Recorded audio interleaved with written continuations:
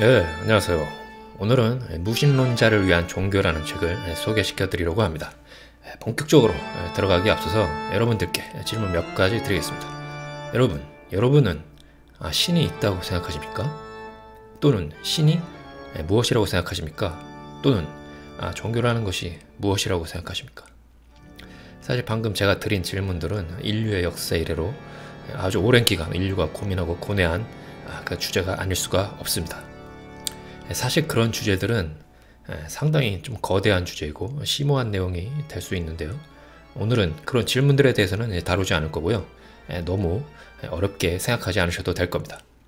자, 오늘 제가 소개할 이 책에서는 여러분이 신이 있다고 믿던 없다고 믿던 그런 것에 상관없이, 또 여러분이 현재 종교가 있건 없건 상관없이 모든 사람들이 다양한 종교의 순기능, 장점, 이런 것들을 어떻게 이해할 수 있고 어떻게 현실에 그런 장점들을 적용할 수 있는가, 이런 것들을 다루고 있습니다. 이 저자인 알랭드 보통 역시 무신론자이기 때문에 무신론자가 바라보는 종교의 긍정적 측면이 과연 어떤 것들이 있는지 생각해 볼 수 있는 아주 좋은 책입니다. 종교라는 주제가 다소 심오하고 딱딱할 수 있는데 이 책에서 다루는 내용들은 굉장히 재밌습니다. 자, 이제 본격적으로 시작하도록 하겠습니다. 자, 먼저 책의 목차를 보면 교리가 없는 지혜, 공동체, 교육, 관점, 미술, 건축, 이런 어떤 다양한 측면에서 그동안 종교가 일궈낸 긍정적 측면 또는 그런 성과를 이제 소개하고 있습니다. 우리가 이제 무신론자이거나 종교를 믿지 않더라도 종교의 그런 장점들을 우리 현실에 유용하게 적용할 수 있는 것들을 다루고 있는데요. 모든 목차의 내용이 아주 뛰어나고 뛰어난 문장, 그런 내용들이 정말 많습니다. 그래서 오늘 다 소개시켜 드리고 싶지만 여러 가지 다양한 이유로 인해서 오늘은 저 내용 중에서 7번째 목차인 관점의 내용을 소개시켜 드리도록 하겠습니다. 자, 먼저 관점입니다.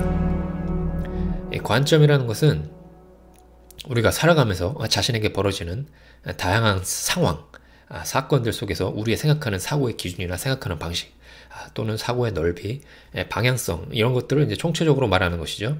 이제 관점이라는 것을 아주 다양한 기준으로 이제 분류하고 정의할 수 있겠지만, 아주 단순하게 이분법으로 구분하자면 긍정적 관점, 부정적 관점, 또는 회의적 관점, 낙관적 관점, 이런 것들로 이제 구분할 수 있을 겁니다.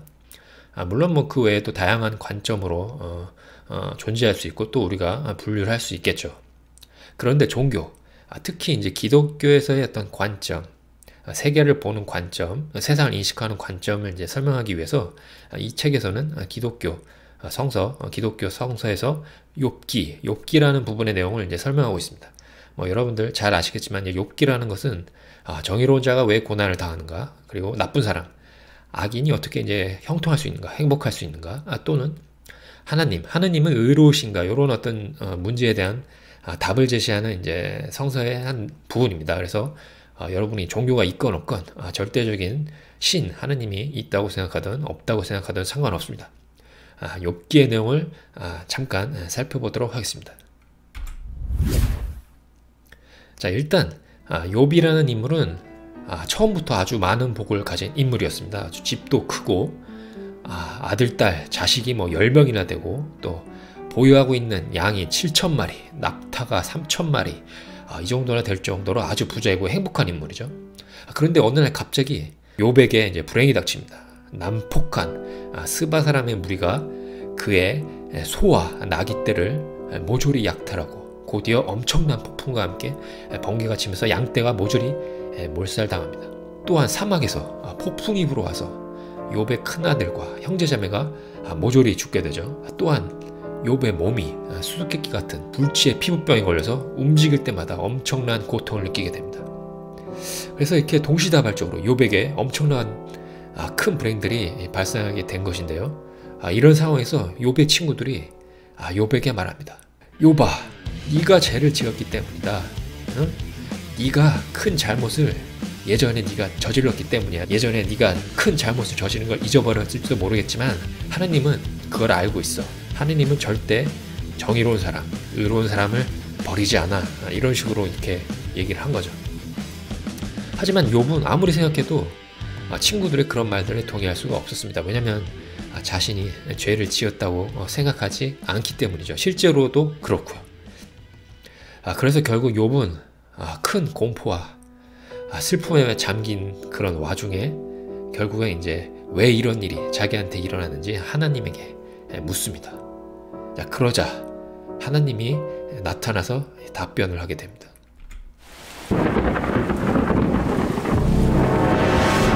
내 뜻을 어둡게 하는 자는 누구냐? 너에게 물을 터이니 대답하여라. 내가 땅을 세울 때 너는 어디 있었느냐? 네가 그렇게 잘 알거든 말해보아라. 빛이 갈라지는 일은 어디 있느냐? 새바람이 땅에서 흩어지는 그 길은 무엇이냐? 누구의 노트에서 얼음이 나왔느냐? 또 하늘의 소리는 누가 낳았느냐? 네가 하늘의 법칙들을 아느냐? 네 승기로 내가 날아오르고 남녘을 향해 그 날개를 폈느냐?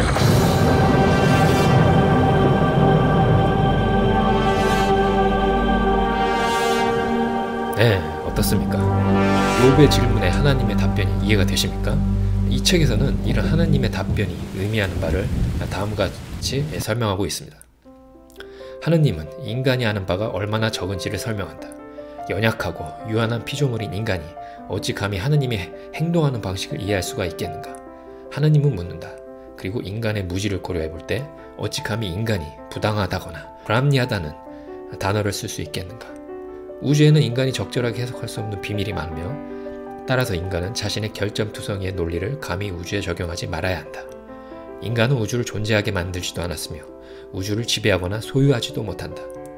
하느님은 욥의 관심을 자연의 거대함과 다양함 쪽으로 돌림으로써 그가 더 이상 자신의 삶에서 벌어진 사건에만 사로잡히지 못하게 한다. 그는 지구의 형성에서 별자리의 궤적에 이르기까지 날아가는 매 높이에서부터 산에 사는 염소의 상고에 이르기까지 존재의 전체성을 드러내는 거대한 광경을 펼쳐 보인다. 그렇게 함으로써 욥에게 경외감을 다시 주려는 것이었다. 이 전략은 제대로 작동했다. 욥은 자신을 능가하는 규모를 상기하고 우주의 연대와 크기와 신비를 깨닫는다. 하느님의 돌풍 그리고 낭랑하고도 장엄한 말씀은 그 자리에 있던 회중에게 환희의 공포를 야기한다. 즉 하느님은 회중에게 영혼의 작동 방식에 비하면 인간의 재난이란 얼마나 하잘것없는 것인가를 느끼게 함으로써 이제는 욥도 그리고 어쩌면 우리도 삶에서 일어나게 마련인 이해 불가능하고 도덕적으로 모호한 비극을 좀 더 즐거운 마음으로 받아들이게 한다. 네, 여러분 이해되십니까? 인간이라는 존재가 살면서 벌어지는 다양한 기lum화복, 생로병사가 각각의 개인들에게는 너무나 커다란 일들이고 그런 개인적인 일들이 이 세상 우주의 전부라고 느낄 수 있죠. 물론 충분히 그럴 수 있죠. 하지만 세상 만물의 거대한 크기와 무한한 영원성에 비하면 우리 인간이 느끼는 호불호의 감정이나 찰나의 인생은 덧없는 것일 수 있고 우리의 협소한 인식 능력과 사고력으로 생각하는 범위는 상당히 제한적이고 세속적일 수밖에 없다는 것입니다. 성서 욥기에서는 욥의 일화와 하나님의 말씀을 통해 그런 극명한 대비를 이해함으로써 우리의 사고와 인식의 협소함을 탈피하도록 하고 있습니다. 자, 그런데 우리는 여기서 무신론자의 경우에는 이런 욥의 일화와 하나님의 말씀을 어떻게 이해하는지 고민해 볼 수 있을 겁니다. 무신론자는 욥기를 어떻게 이해할까요? 자, 그에 대한 답변을 위해서 이 책에서는 유명한 철학자 스피노자를 소개합니다. 스피노자 같은 경우는 의인화된 지구의 존재에 대한 관념을 매우 싫어했다고 하는데요. 쉽게 말하자면 인간 같은 모습을 가진 인간의 형상을 가진 어떤 절대적 존재자, 그런 어떤 신의 존재를 믿지 않았다는 것이죠. 그래서 스피노자는 하느님이라는 의미는 단지 우주를 창조한 힘, 어떤 제1원인이라고 이제 생각했습니다. 그러니까 이제 인간 같은 모습의 하느님이 하늘 위에서 인간을 이렇게 둘러보고 여러 전지전능한 행위를 하는 그런 게 아니라 하느님은 절대적 최초의 원인 같은 어떤 그런 것이라고 생각한 것이죠. 이를 이제 철학 용어로는 이제 카우사 수이, 즉 자기 원인을 가리키는 학술 용어라고 한다고 합니다. 자, 이쯤에서 이제 책에 나온 내용을 한번 읽어보겠습니다. 철학적 구성물인 이 하느님은 스피노자에게 상당한 위안을 주었다. 좌절과 재난의 순간에는 우주적 관점을 차용하고 또는 상황을 다시 상상해보라고 권한다. 그의 유명한 시적인 조어에 따르면 수브 스페키에 아에테르니타니스, 즉 영혼의 견지에서 바라보는 것이다. 당대의 새로운 기술에, 그 중에서도 특히 망원경에, 그리고 그 도구에서 비롯된 다른 행성에 관한 지식에 매료된 스피노자는 우리에게 상상력을 이용하여 자기 자신에게 벗어나는, 그리고 우리의 의지를 우주의 법칙에 종속시키는 연습을 권했다. 비록 이런 일이 우리의 의도와는 반대쪽에 있는 것처럼 보이더라도 말이다. 자, 이제 조금 이해가 되시나요? 우리가 살아가면서 하루하루 벌어지는 아주 지엽적이고 세부적인 우리의 일상사에 연연하면서 살아가지만 그런 것들에 매몰되다 보면 더 큰 세계, 더 큰 우주, 그리고 영혼의 세계를 인식하는 관점과 멀어지게 됩니다. 그리고 그런 것들은 어찌 보면 우리 개인 자신을 더욱 번민에 빠질 수 있게 할 수 있다는 것이죠. 그런 면에서는 종교는 우리에게 그런 협소한 사고의 습관을 좀 미연에 방지하기 위해서 우리들에게 초월적인 것을 생각할 수 있는 기회를 주기적으로, 정기적으로 제공하는 역할을 합니다. 예를 들면 절대적 존재를 상기시키게 하는 아침 기도와 주말 예배, 추수감사제, 그 외에도 다양한 예들이 있겠죠. 반면에 현실의 세속세계는 우리가 보다 우주적인 관점에 의해서 우리의 삶을 생각하고 반성할 수 있게 하는 그런 기회가 다소 부족한 편이라고 이제 할 수가 있습니다. 자, 이제 그렇다면 이 스피노자의 생각을 참고해서 무신론자나 종교가 없는 현대인들이 욥기의 지혜를 어떻게 활용할 수 있는지 이제 어느 정도 대충 짐작이 되시겠습니까? 네, 바로 별입니다. 스타. 세속적인 사람이 자신의 사고의 관점을 넓히고 경외감을 경험할 수 있는 최고의 기회는 바로 별을 관찰하는 것에부터 시작하기 때문입니다. 이런 맥락에서 이제 대원명교도 천문학을 초중고 공교육의 필수 과목으로 지정해서 확대해야 한다는 입장인데요. 물론 지금 공교육도 과학탐구의 영역에 지구과학이라는 내용으로 존재하겠지만 그 내용이 이제 다소 지구에 포커싱이 되어 있고 내용도 약간 부족한 편이라고 개인적으로 생각합니다. 그래서 아예 천문학이라는 독립적인 과목으로 만들어서 적어도 태양계 내 모든 행성은 물론이고요, 은하계에 대한 내용, 그리고 우주의 생성과 소멸 원리까지 포함한 그런 내용이 이제 공교육에 들어가야 한다고 이제 생각하는데요. 물론 이제 천문학이 공교육에 들어간다고 해서 모든 국민들의 사고의 관점이 거대해지고 아까 말씀드린 영혼의 견지에서 바라보는 그런 어떤 능력을 갖춘다고 보기는 힘들 겁니다. 왜냐하면 아무리 좋은 교육, 커리큘럼이 만들어진다고 해도 우리나라 특유의 입시 위주 교육이 그런 조연 내용들을 아주 단순 암기 위주의 교육 방식으로 먹어 삼킬 수 있기 때문이죠. 그래서 이제 천문학이 공교육에 이제 들어간다면 교육 방식도 매우 중요하게 될 겁니다. 그래서 단순히 지식을 일방적으로 주입하는 암기 위주의 교육보다는 현장 체험, 실습 이런 것들이 중요할 것이고요. 학생들과 교사가 주제를 놓고 서로가 양방향으로 서로 질문하고 답을 하는, 그리고 토론하는 이런 방식이 중요할 겁니다. 그런 방식의 교육에서는 케플러의 법칙을 외우고 문제를 푸는 것은 그렇게 중요하지 않을 수도 있을 겁니다. 단지 우리 학생들이 그런 천문학을 배우면서 수브스페키의 알테르니타니스, 즉 영혼의 견지에서 생각할 수 있는 기본 소양을 조금이라도 어린 시절에 배울 수 있다면 그것만으로도 최고의 교육이 될 수 있을 테니까요.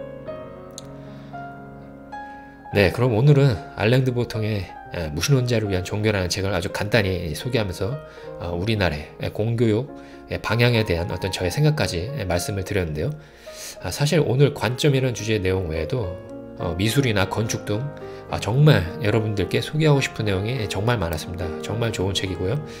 여러분들이 책을 구매하시거나 또는 빌려서 꼭 보시기를 이제 추천드리겠습니다. 자, 오늘도 명언 하나 소개시켜드리면서 마치도록 하겠습니다. 자, 중요한 과학혁명들의 유일한 공통적 특성은 인간이 우주의 중심이라는 기존의 신념을 차례차례 부숩으로써 인간의 교만에 사망 선고를 내렸다는 점이다. 예, 멋진 말이죠. 예, 오늘 영상은 이것으로 마치도록 하겠습니다. 감사합니다. 감사합니다.